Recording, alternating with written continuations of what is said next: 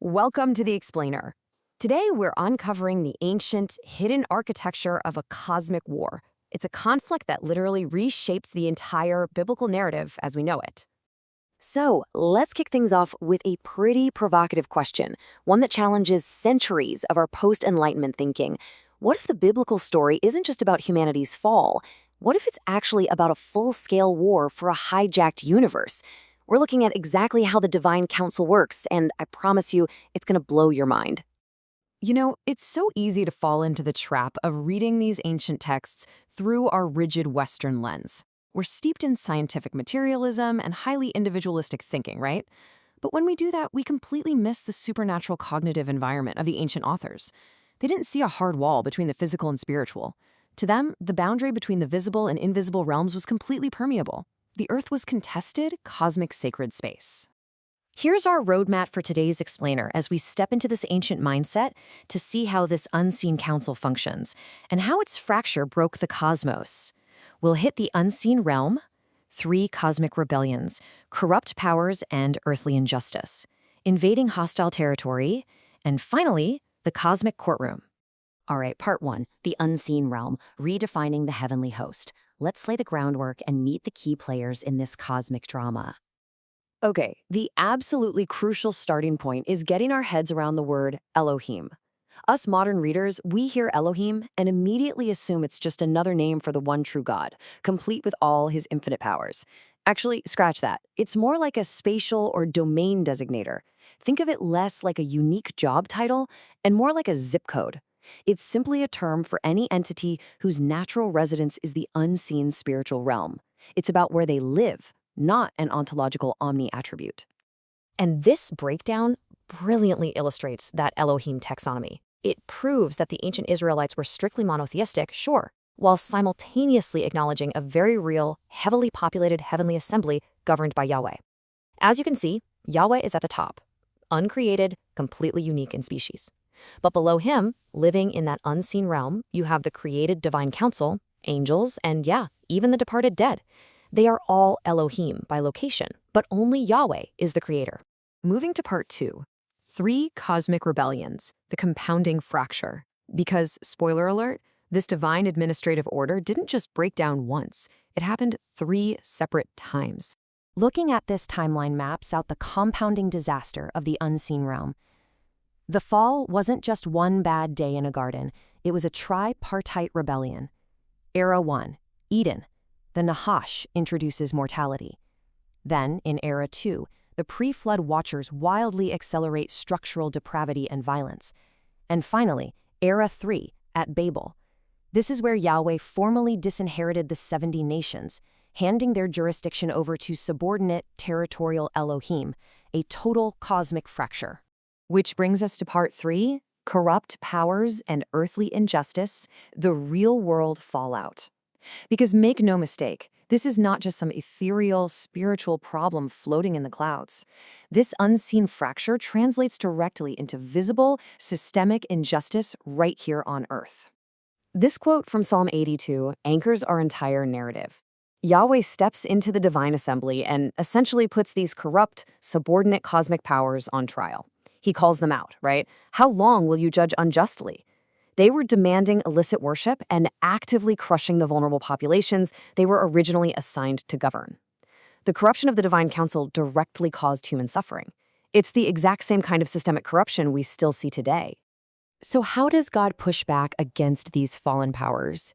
Well, we really have to grasp the concept of tzedakah. Listen, this is not about some passive, private piety. Not at all. It is active, delivering community, restoring justice. It's the kind of justice that literally lifts the oppressed out of bondage and reestablishes right relationships. Think of it as an active rescue mission against the rule of those corrupt Elohim. And paired directly with that is Mishpat. This shows us that biblical justice actually has a deliberate legal bias toward those who lack institutional leverage against the corrupt systems of the world. It specifically targets the legal and structural vindication of the widow, the orphan, the poor, and the resident alien. It's leveling the cosmic playing field.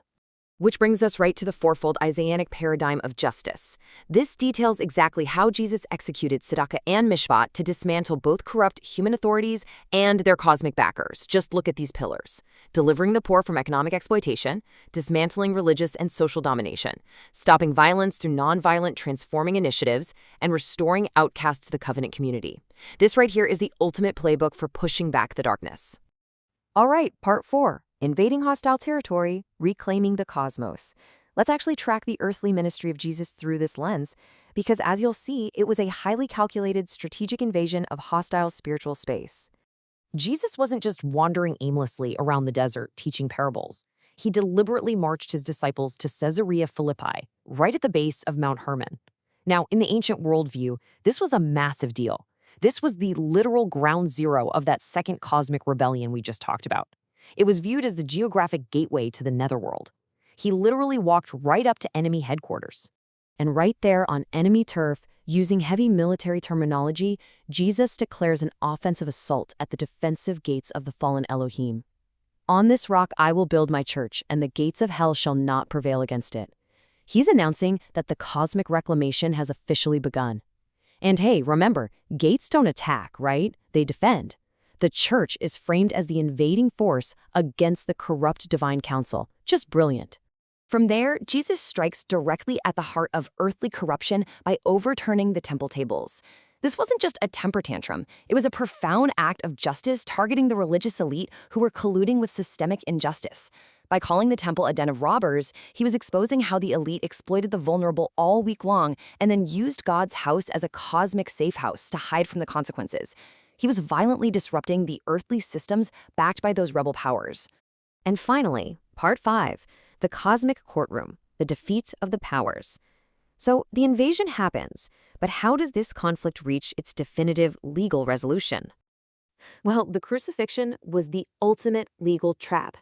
The rebel powers, they honestly thought killing Jesus was their grand victory, but they played right into it. By canceling humanity's debt and legally nailing that certificate of debt to the cross, God instantly eliminated the entire legal basis for the rebel powers to hold the nations in darkness. In one move, their jurisdiction was completely erased. Paul brilliantly illustrates this in Colossians, evoking the vivid imagery of a Roman military parade. He disarmed the rulers and authorities and put them to open shame. Christ essentially led the disarmed territorial Elohim in a cosmic triumphal procession, exposing their absolute defeat to the universe. They were stripped of their power and thoroughly humiliated. So what does this all mean for us? The ultimate takeaway of this whole explainer is that redemptive history is entirely about reconstituting God's counsel. At Pentecost, the 70 disinherited nations are gathered back. Believers are adopted not just as kids, but as joint heirs. And the ultimate goal? Glorified humans are elevated to fill the vacant administrative thrones of those fallen Elohim, actively reclaiming global Edenic space. We are literally taking their seats. So we'll leave you with this final, profound thought from the Apostle Paul. What if your ultimate destiny isn't just passively floating around on a cloud strumming a harp, but actively replacing the fallen cosmic powers to rule a restored universe? Do you not know that we are to judge angels? Let that sink in. Think about that stunning reality of the divine counsel, and we'll catch you next time.